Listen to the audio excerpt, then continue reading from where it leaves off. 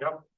Hello, everybody. Hello, everybody in person, and hello, everybody online. Welcome to Birkbeck College, to this crucial and very important event about voters and voting. My name is Ben Worthy. I'm the director of the Centre for British Political Life here at Birkbeck.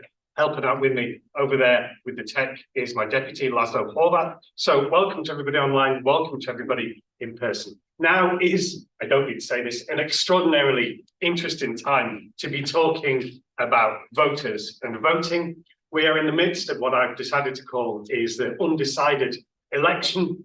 And it's all sorts of uncertainties moving around. And one of the big questions is, to what extent are the old ideas and old ways of thinking about voters fading away? Are we still thinking about left-right issues, or do we need to think about it in a different and a new way?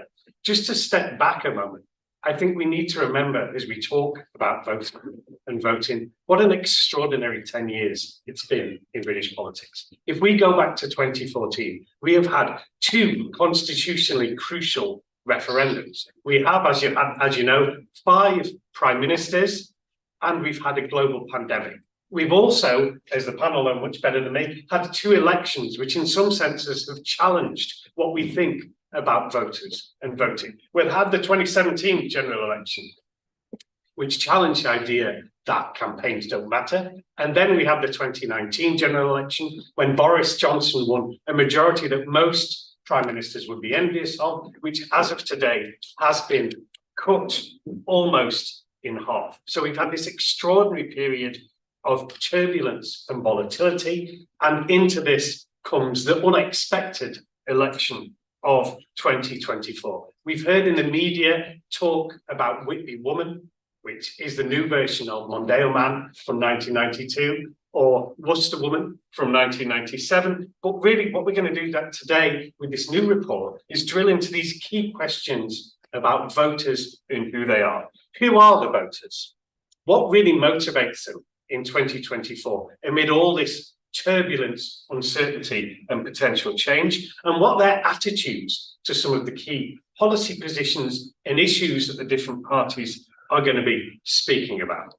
Luckily for you, and luckily for me, I don't have to try and explain all of this. We've got a great panel here who can do this for us. So what we're going to do is have a conversation between the 3 people next to me.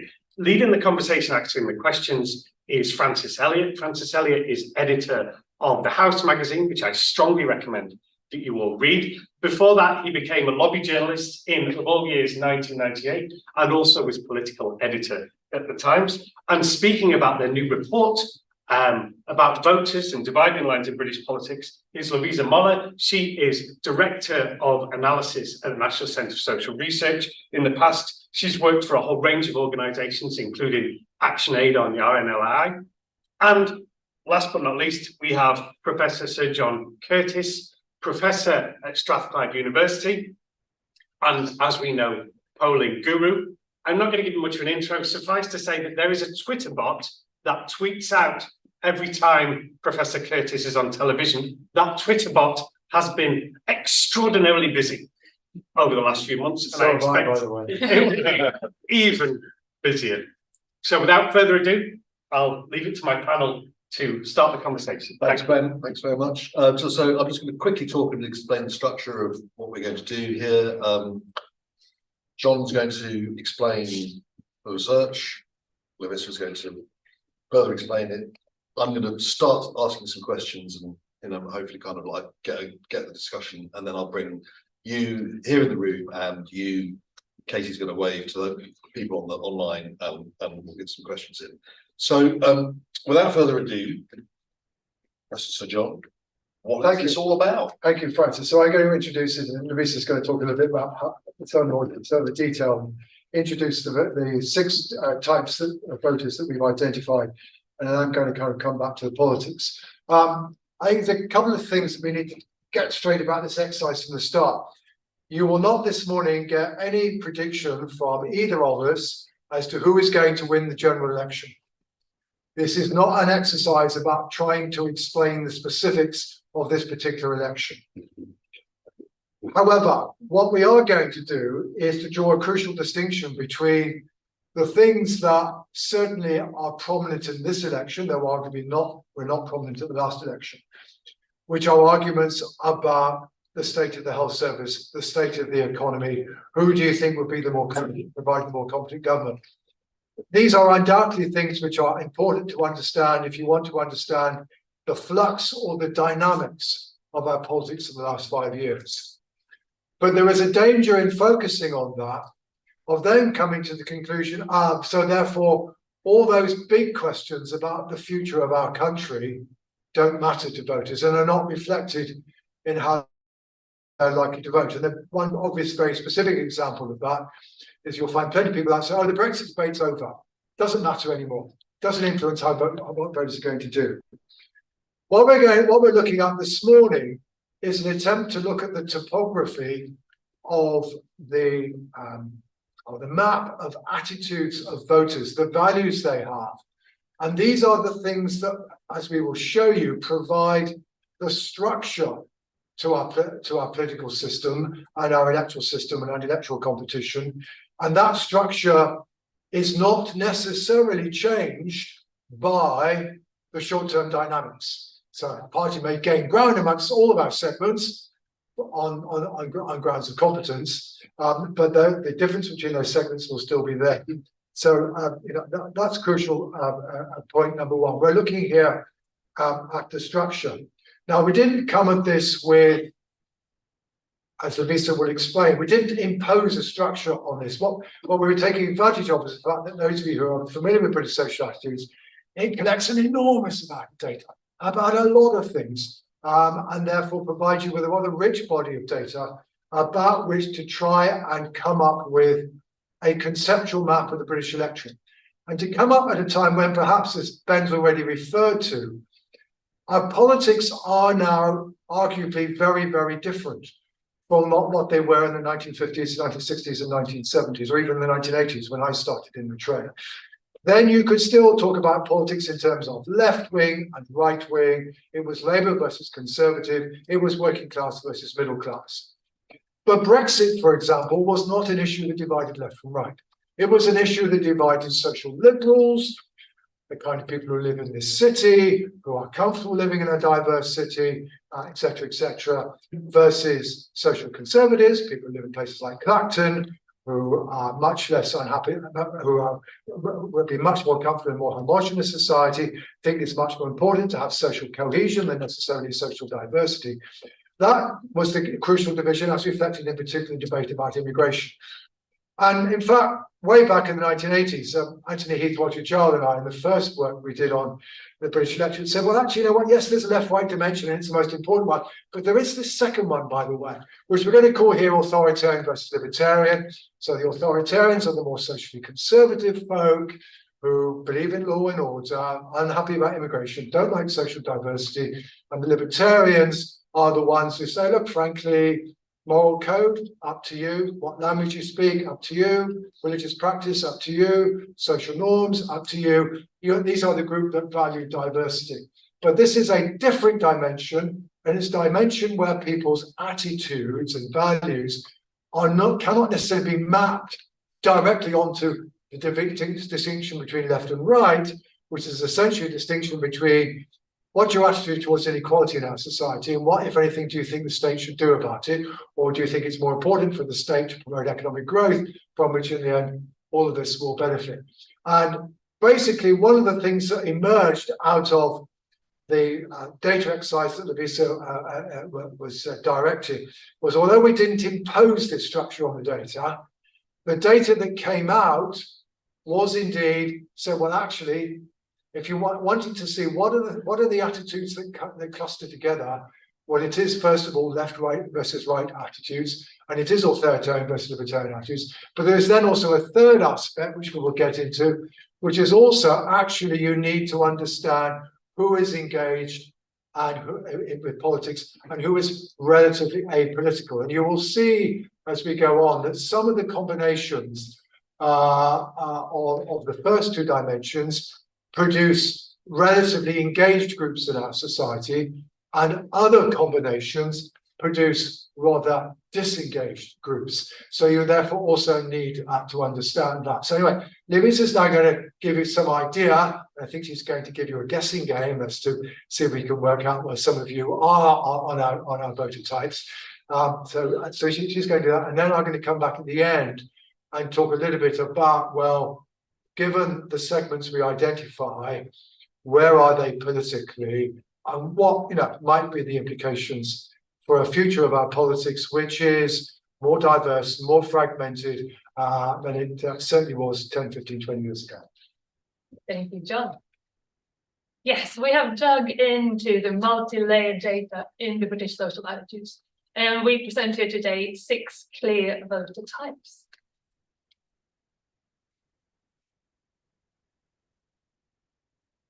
Okay, we go forwards, we go backwards. There we go. We first of all have your Middle Britons. So this is about a quarter of the electorate that have a group of opinions and views that group well together. If you know some of those opinions and views, you can start guessing the other ones. Now, this is our largest share of the electorate. They are slightly left-wing on some economic policies. They will be a bit concerned about inequality, but they're also inclined to be concerned about, or slightly concerned about, immigration levels, and keen to hear messages about being tough on crime and justice. This group mainly resides in small cities and towns and are predominantly female.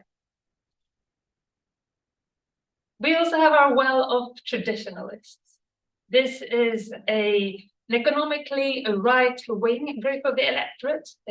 They are proud of Britain and also slightly wary of immigration.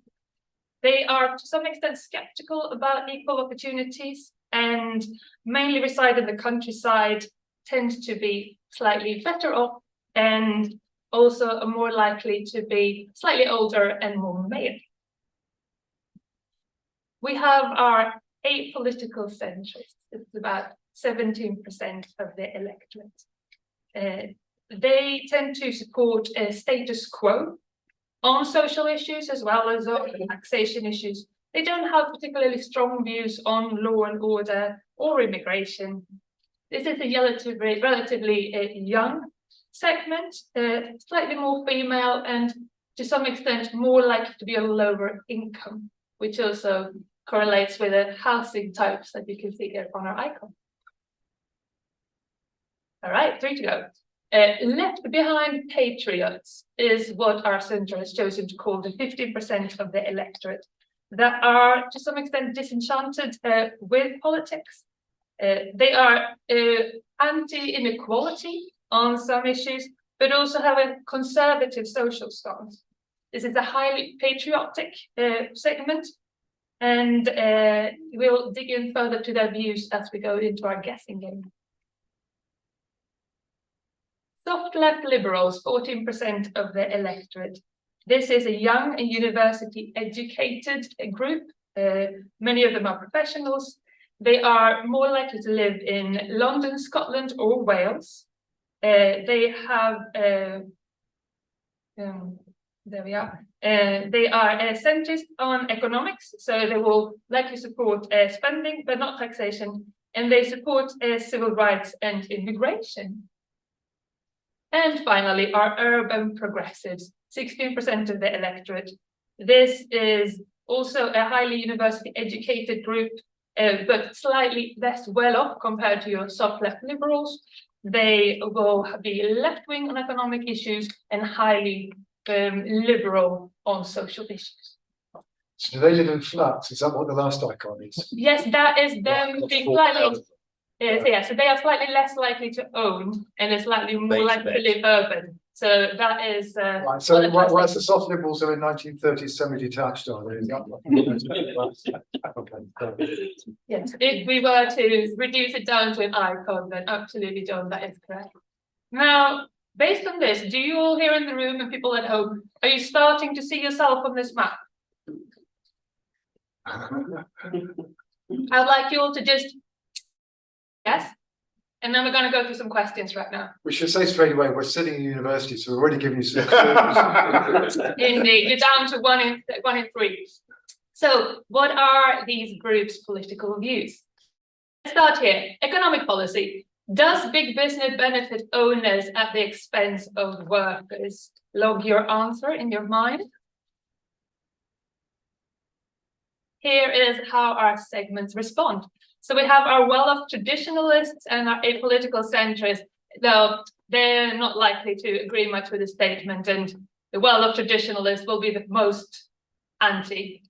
But we have a big chunk of the British electorate that would agree, and especially in Middle Britain's soft left liberals, this message will resonate. Your left behind patriots and urban progressives will be the most likely to agree or strongly agree with a message like this. Was your guess correct? Let's keep going. Should the government redistribute income from the better off to those that are less well off? Here again, we've got disagreement from the well-off traditionalists and very strong agreement from our urban progressives. Should people who break the law be given stiffer sentences? You love your answers? Now here we have an absolute core question for our left behind patriots. Oh, I see, yeah. So yes, your left behind patriots are highly likely to agree strongly with messages like this. But at the same time, yeah, your apolitical centrists will be very neutral. Urban progressives who agreed with our left behind patriots on the last few questions are now far less decided, and our well-off traditionalists and Middle Britons do agree. People that do break the law should be given stiffer sentences. Those messages will resonate with these groups. Let's keep going. I am expecting that if you've clocked in for this event, you most definitely watched the debate last night. So how satisfied or dissatisfied are our 6 types of voters with the National Health Service? Finally, we have some agreement, but unfortunately not a good message overall. People are quite dissatisfied, and this cuts across.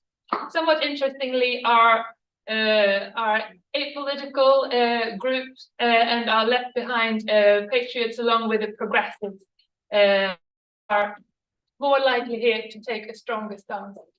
Yeah, but when it says the crucial contrast is the relative lack of difference on this competence issue, as opposed to the stark differences on the items that tap into people's values. So again, it's that distinction I had at the beginning between the things that we don't, I mean, everybody wants to be healthy, so therefore there's no debate about that.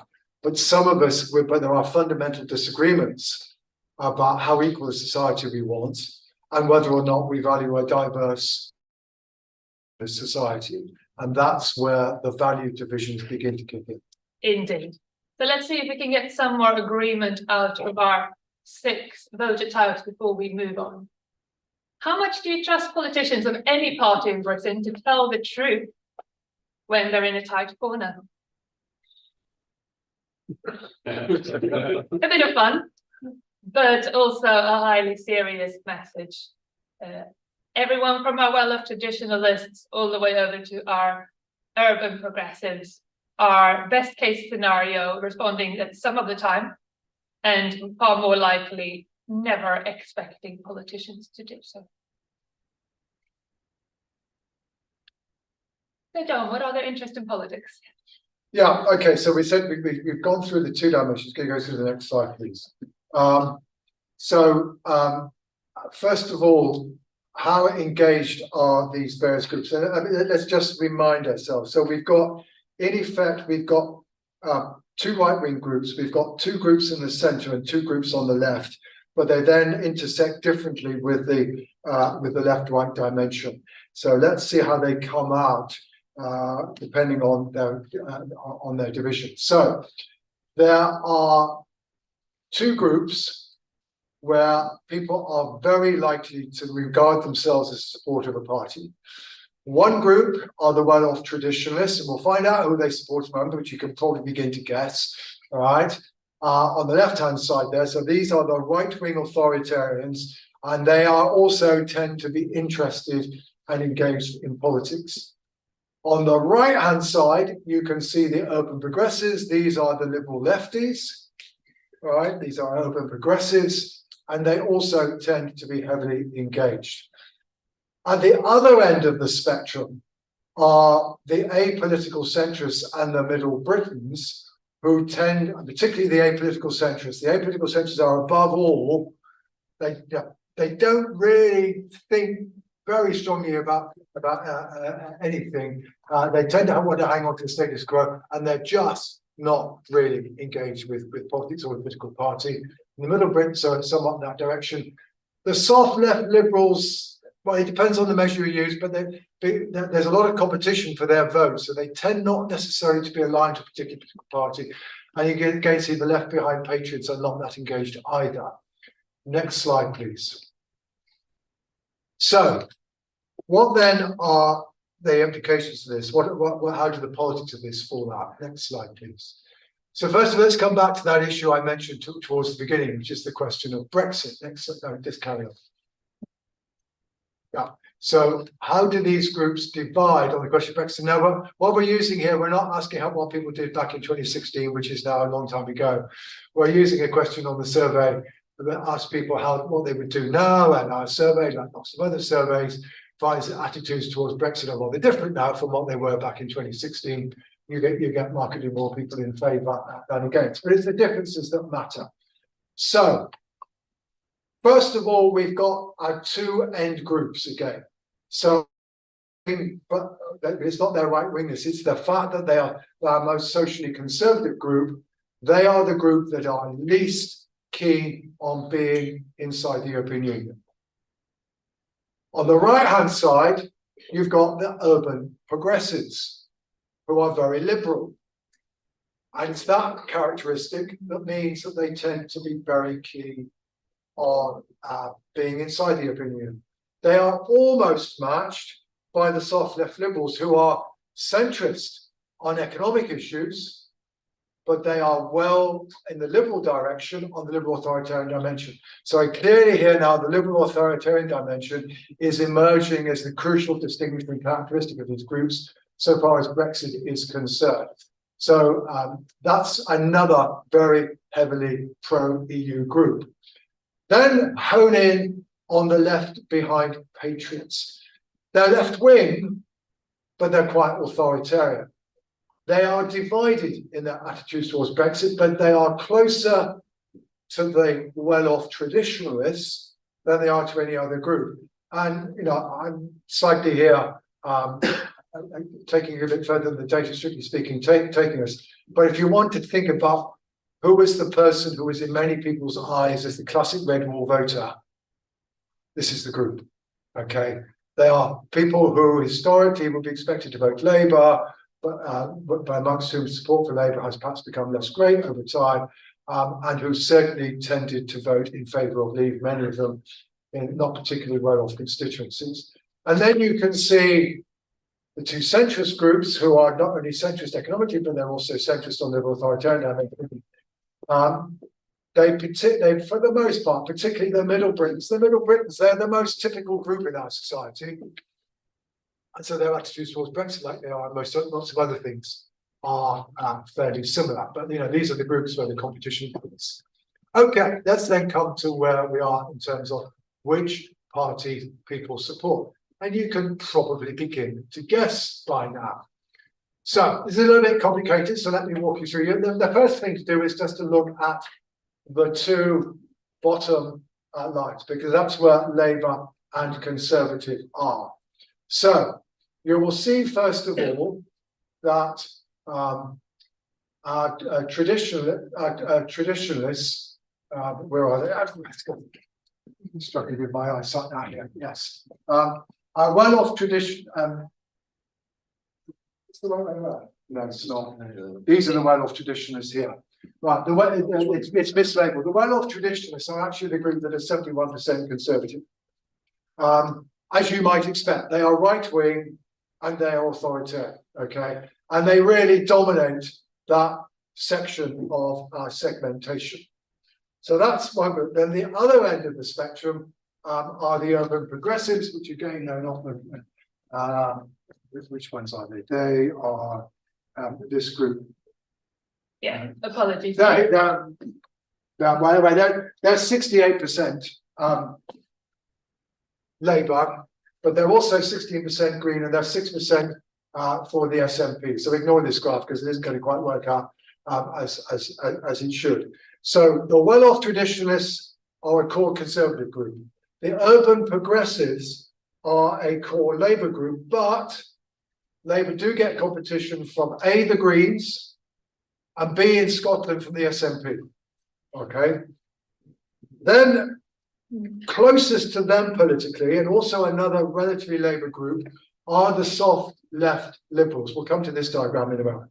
The soft left Liberals are 48% Labour, but this is the group where the Liberal Democrats do well, right? Because they're in the centre economically, but they are liberal socially. This is the classic position of your average Liberal Democrat activists, so that they do well there. But the Greens also do relatively well amongst this group. So Labour don't dominate either of these two groups in quite the same extent as the Conservatives do the well-off traditionalists. The other three groups are two centrist groups, but also are left behind patriots. While A, as you've already seen, they're less likely to align with a political party, but B, they are also politically much more fragmented. Basically, given current circumstances, they tend to be slightly more likely to say they will vote Labour than they will vote Conservative, but there's not that much difference between them. So these are the groups where there is potentially most competition between our two largest parties, okay? But these are also groups that are relatively difficult to reach because they're the relatively disengaged groups, okay? But one twist on this, and this takes us to, as it were, where we are politically now, which is that the left behind patriots, I referred to them earlier as being kind of red wall voters, of the groups where Reform are picking up anything very much, this is the group where Reform tend to do best of all, okay? So that's where the groups are. Now what we've got here is that we can then turn it around, and this is in the right direction, but this now takes into account the size of the groups. So what is the composition of the parties is the question I'm asking now, as opposed to how do the segments divide themselves politically. And you can see that all of the parties, even though much of our politics, much of the flux of our politics is determined by issues like the health service, there is still a structure to the support of all of our political parties. At the end of the day, the Conservative Party is particularly heavily dependent on, first of all, the well-off traditionalists, which are a large group in our society, but also these two relatively centrist groups. They're not picking up much here.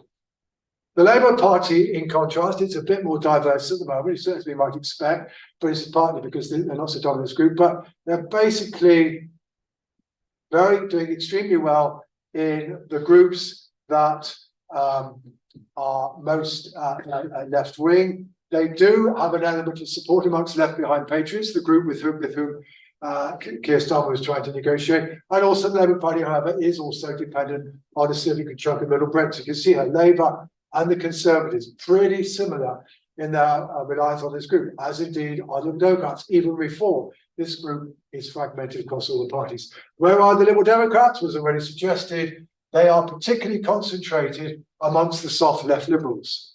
So although the soft left Liberals are only 14% of our society, if you ever thought it was difficult to define who was a Liberal Democrat, we've got it cracked for you, okay? This is the sandal-wearing section of our society. They are centrist economically, and they are liberal socially.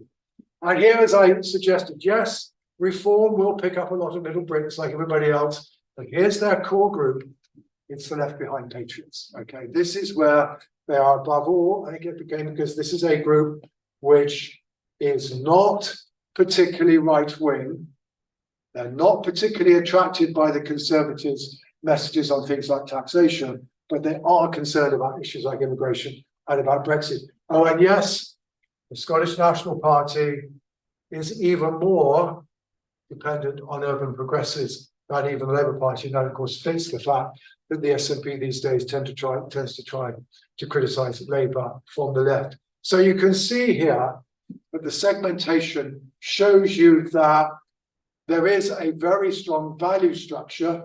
Yes, all the parties in the end do still, the idea that you have to appeal to the middle, that's not negated by our research, but the point is that what each party is trying to do is to add to the middle, which on its own is not enough.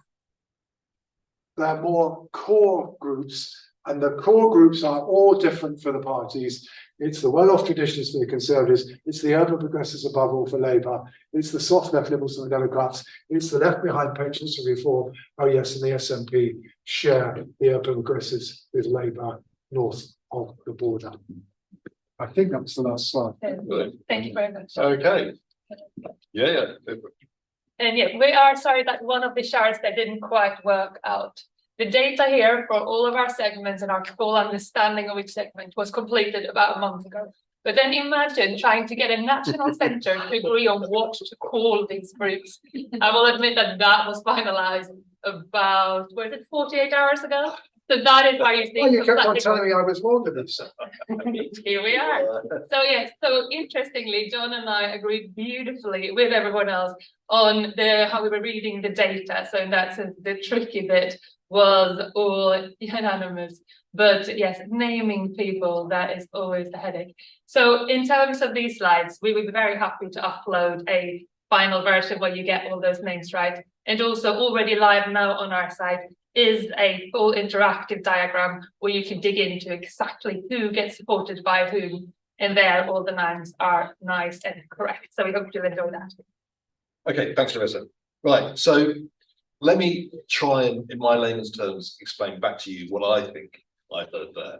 I think what I heard there is that you have value mapped the British electorate to produce a map of the attitudinal structures over which electoral climate weather plays. And that's why you can't say exactly how the two interact, but you can give a fairly good guess about, you know, how things might happen, so it's rain on the hills, whatever. Is that... Well, what you can say, Francis, is that different kinds of issues will interact differently. Yeah. So, right, issues like whether or not the National Health Service is being run properly or not. Yeah. That's an issue that will tend to run across virtually all of our segments. Yeah. Okay. But the issue of whether or not we should send people to Rwanda or not will play very differently in these different groups, right? Yeah. So it's the character of the issue that's crucial. Yeah.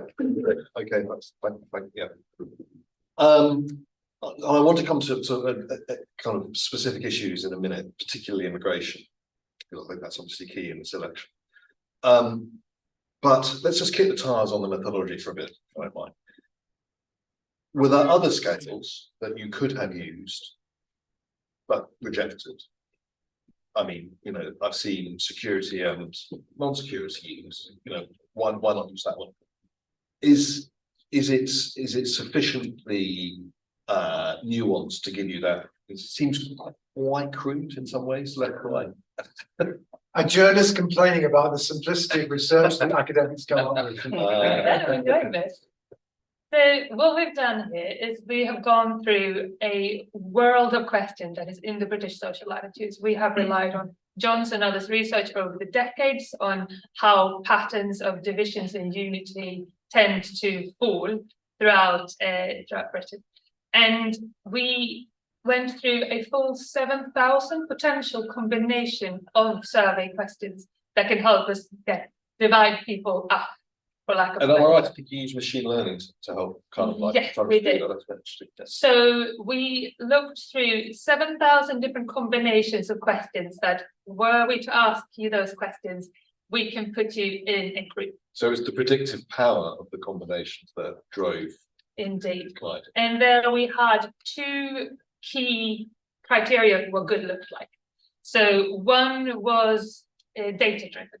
Basically, are these groupings clearly different from one another? We don't want loads of people kind of blurring between the lines. We want clear, distinct groups. So that is, yeah, so for those technical folks online, we're talking silhouette scores when I'm saying clearly distinct and different. And then there is the conceptual meaningfulness and usefulness of these groups, because maybe we can divide people up really well on like the preferred sock color. Great, that's nice and clear, but probably not very useful for politics, right?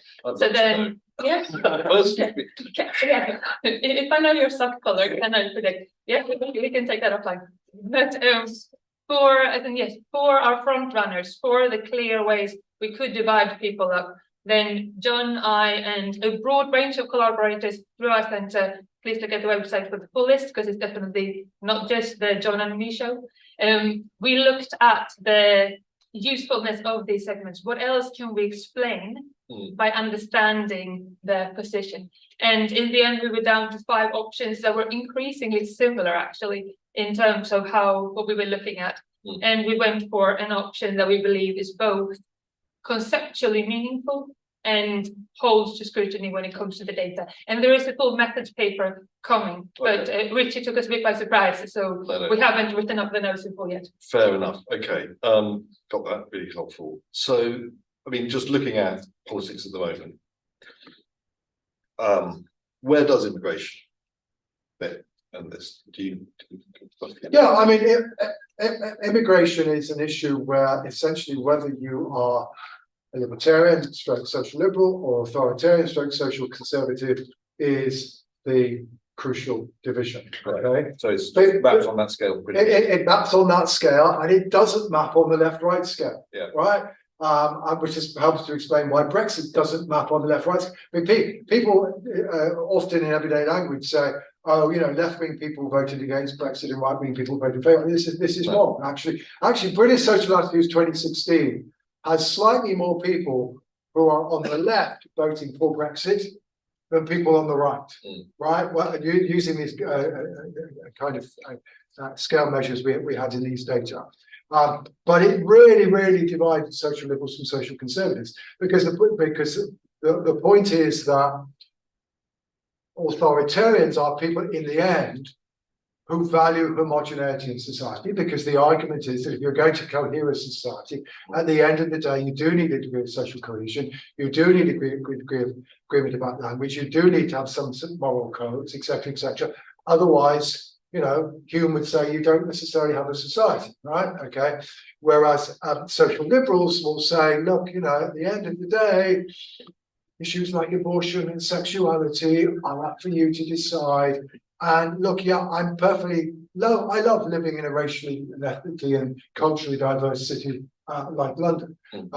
So it's that different orientation towards diversity and conformity, and therefore also to some degree whether or not you're hard on crime or you're softer on crime, right? Yeah. It's that's where immigration fits in. But of course the point is, Francis, in a sense, is the fact that insofar as immigration, I mean, Brexit was a central issue in 2019. That's one reason why it was so disruptive about politics, because he can't cross the left-right divide.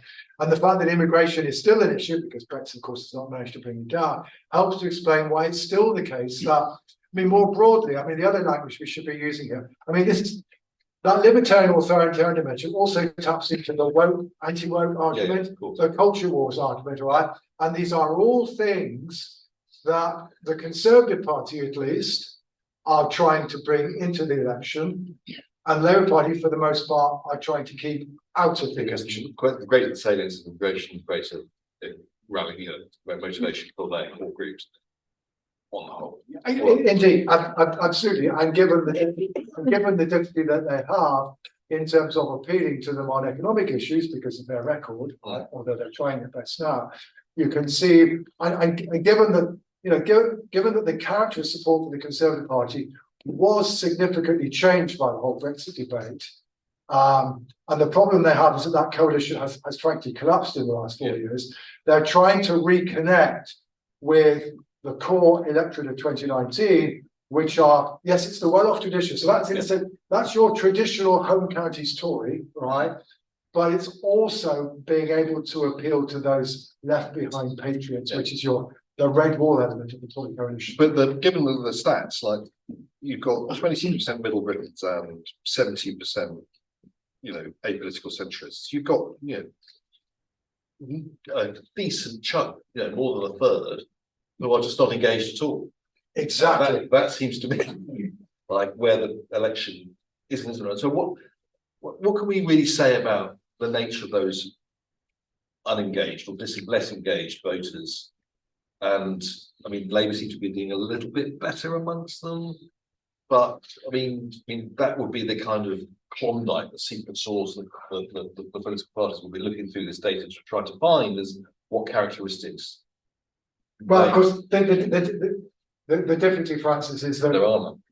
that they are largely in the centre, and they very often on our scales. If you give people a scale from agree to disagree, they'll say neither. Yeah.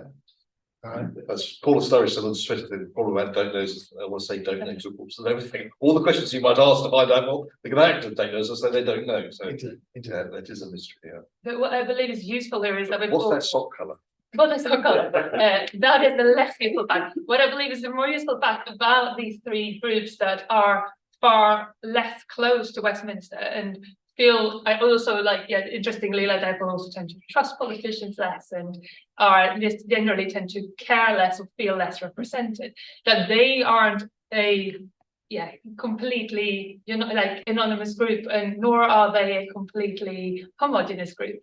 So if we start thinking about the group of people that are currently less leaned into politics as three different types, and at least, yes, we are still flattening down and compressing the British electorate to 6 groups, but we can start seeing why some of these groups, start hypothesizing about why some of these groups are less engaged to others. So for example, what left behind patriots, what might be driving their disengagement and disenfranchisement is very different to if you look at the apolitical centrist, for example. I feel I've hogged the questions. So most people I need to ask questions. So let's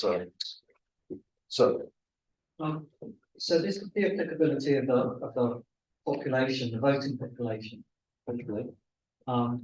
How applicable do you think this would be to the actual party membership, members of parliament, government and opposition?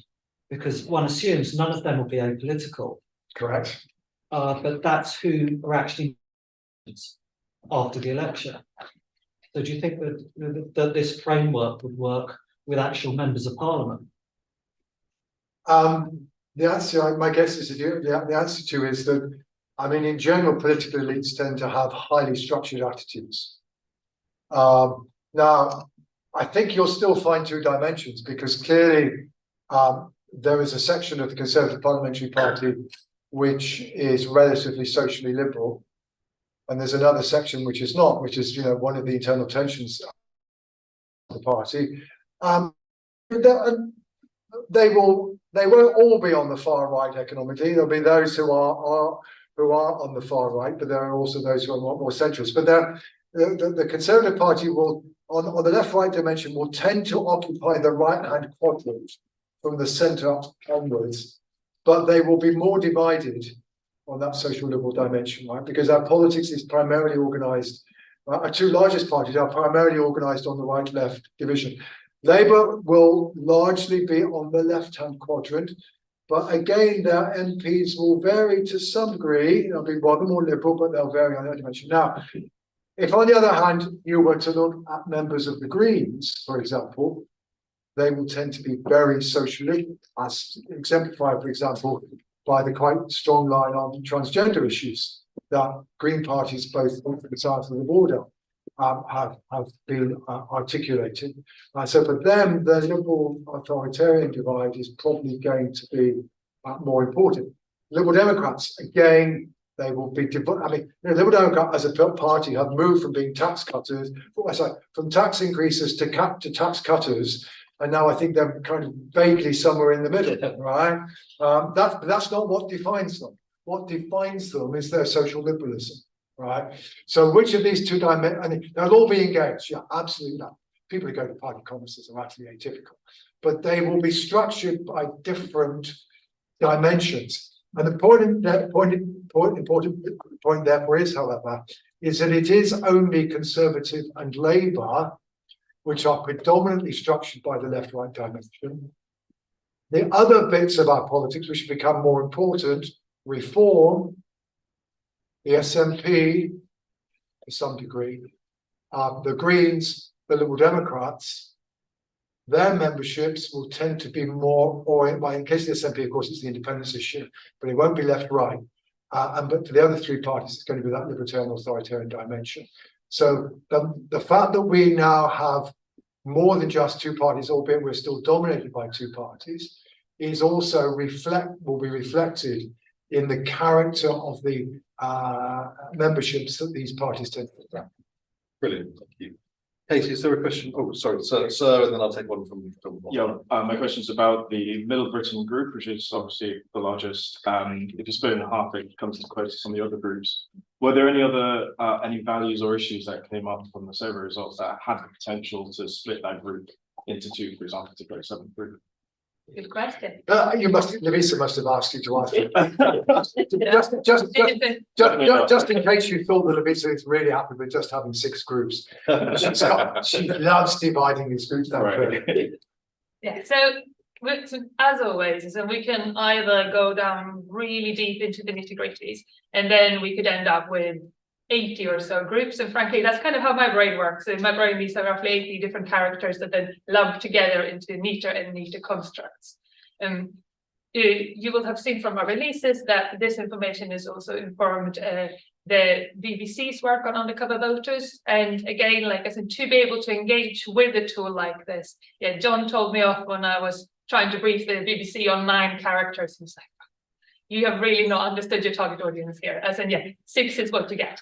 But and interestingly, as in this group of Middle Britons, this quarter of the electorate, they are rather clearly united on their views. It's simply just a more common combination of views compared to the other combinations of views. So we haven't added any weighting to basically to drive that up in any way. It is purely just this is how the data clusters. So yeah, so K-media is clustering for those that are interested in tech. But what we can do is we can zoom in further, so we can look at how the groups divide within them. And here you do have one subgroups of Middle Britons that are slightly, but not much, more interested in politics, and they also tend to be slightly higher educated. And you have one such groups that are slightly less interested in politics, and that tends to be slightly less educated if we compare within that group. But again, as I said, then we're getting down to nitty-gritties, and there are also nitty-gritties in terms of how their views are different. This is by and large, yeah, a group that will agree with one another on most issues. Yeah, I think the one thing I can add to that is that, as we said at the beginning, the Middle Britons are most typical of us as a society.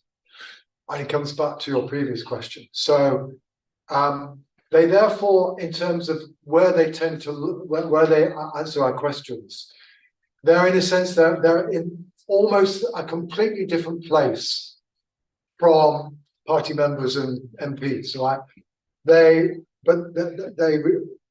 I.e., they don't tend to have very strong views in one direction or the other. That said, like most of us, most people in our society, they're a bit queasy about how unequal we are as a society. So they tend to go, yeah, you know, they may not necessarily go, yeah, we should be redistributing very heavily, but they're kind of going, well, we're a bit unequal as a society. But at the same time, they also go, you know what, it would be nice if we were a bit safer on our streets. I think the level of immigration just is a wee bit on the high side. And as a society, we tend also to be, on balance, somewhat more in that direction.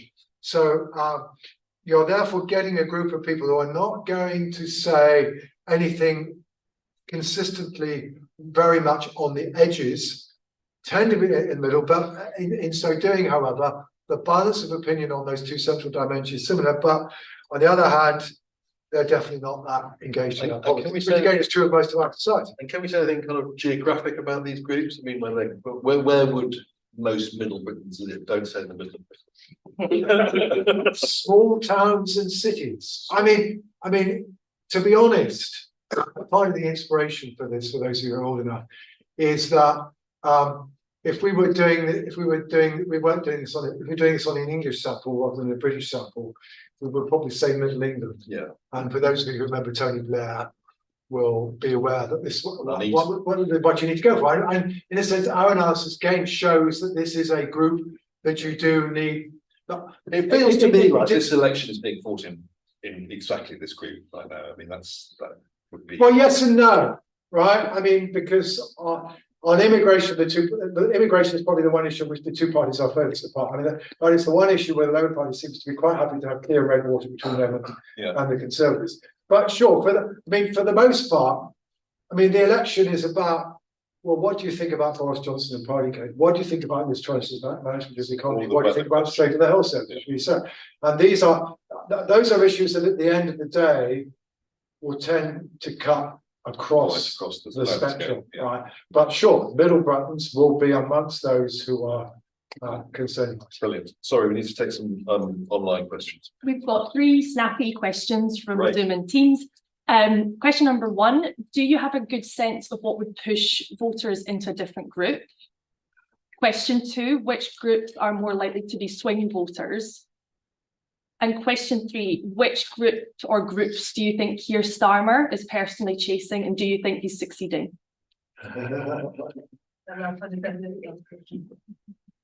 Let's head in reverse order. Let's take that one first. Okay. More on this next week when we release pretty social attitudes, but anyway, but I've been talking about this right time. The group that Starmer decided to chase in spring 2020 was the Left Behind Patriots. How far he's succeeded, however, is another matter. And in the end, it's something we showed you. If you want to go back to the slide of the composition of each party's support, you can see it's still the case that the party is disproportionately reliant on the urban progressives. So this is what he was after. This is what he's particularly focused on by not talking about Brexit, being very patriotic, trying to talk about immigration. Actually, he's still got twice as many of folk, the young middle class professionals who live in the city, who are now, frankly, the core Labour demographic group in our society. The fact that he's not, I certainly what I will say at this stage is that, and I said this in another forum, is that Labour's assumption that they would not be able to win an election unless they particularly succeeded in gaining support amongst this group has proven to be false. Now, that's not to say that they were incorrect in going for that, but rather that, and it's part of the discussion, because of Boris Johnson and Partygate, because of Liz Truss, because of the mistakes that the Conservative Party have made, they have been able to get to 44% in the electorate, even though they've not been particularly successful. They've had some success, but they've not been particularly successful in getting their hands on this group. Or if you also want to put it, I mean, although Sir Keir Starmer's narrative is we are where we are because I changed the Labour Party, which has some truth to it, but the principal reason why we are where we are is because the Conservative Party fouled up twice under Boris Johnson and Liz Truss. So the push factors are more important than the pull factors. So therefore, Labour can get 44% because they're sufficiently non-extremist. They can get the middle Britons. They can get a share of the soft left liberals. So the changing of the party helps that, but without those push factors, they wouldn't be where they are now. So the other two. Yes. We'll go back one slide and then I'll get to the next one. Oh, one more. Sorry, one more. Go back. There you go. This one? Yeah, fantastic. So who are the swing voters? Let's just make that very clear. You can see here who already think of themselves as a supporter of a party that is well of traditionalists and the urban progressives. And actually what's driving that no share of the urban progressives, that is what I think most people would be referring to as Corbynites. So the younger, more extreme, if you will, group within this segment they are the ones that are likely to say they don't have a party preference. These are the people who go to the Glastonbury Festival, aren't they? There we are. Yeah. Whereas the well-off traditionalists go to rep theatre in a provincial town. John is psychic like this. You have your apolitical centres, your Middle Britons, your left behind patriots. I'd say these are primarily your potential swing voters. Soft left liberals have such very strong views and principled views on a range of issues, both on the economy, but primarily then on social issues, that I wouldn't regard them so much as swing voters. And then, yes, what happens? When would somebody be, yes, stop being in Middle Britain and start becoming a political citizen? Yeah, how do people differ between which group they're assigned to? This will be when you start changing some of your core values. So if you start revaluing, okay, well, how do I feel about multiculturalism? How do I feel about being tough on crime? How do I feel about tax and spend? If you start shifting those core values, then you shift them enough, whoops, you'll end up in a new group. But we know from decades of research that these are views and values that don't shift overnight. So we believe that whilst this grouping might look slightly different over the next 4 to 10 years, we're not expecting any radical, complete changes. Okay, I think that's both of those questions together, isn't it? I think we're almost out of time, but maybe one more if there's anybody who's got a burning question. No? So I know what I want to know the answer to now is we should do a poll, right?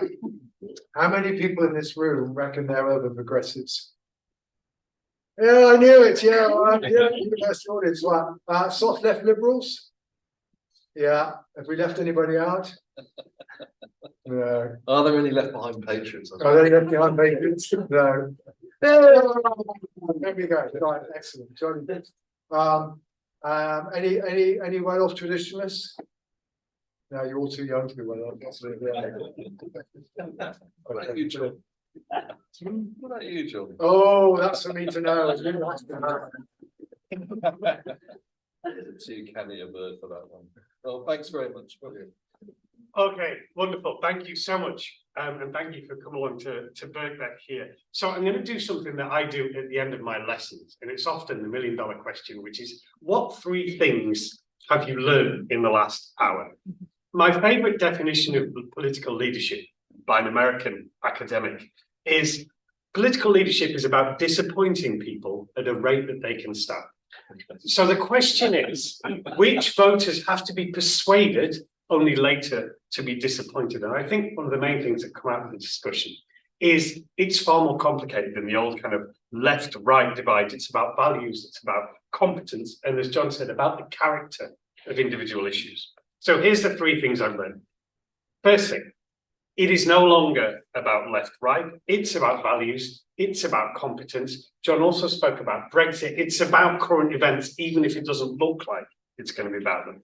The second thing I've learned, and here's a really fascinating part of the report, which I urge you all to take a look at and read, is let's imagine as the campaign gets going, who the average British voter is. They live in a small town and a city. They are female. They believe that there is one law for the rich and one law for the poor. They are inclined, and I use that word carefully, to Euroscepticism. They are slightly concerned about immigration. But I think the really important thing jumping out of this data is they are only somewhat interested in politics, and they are not, as the report says, enamored of politicians.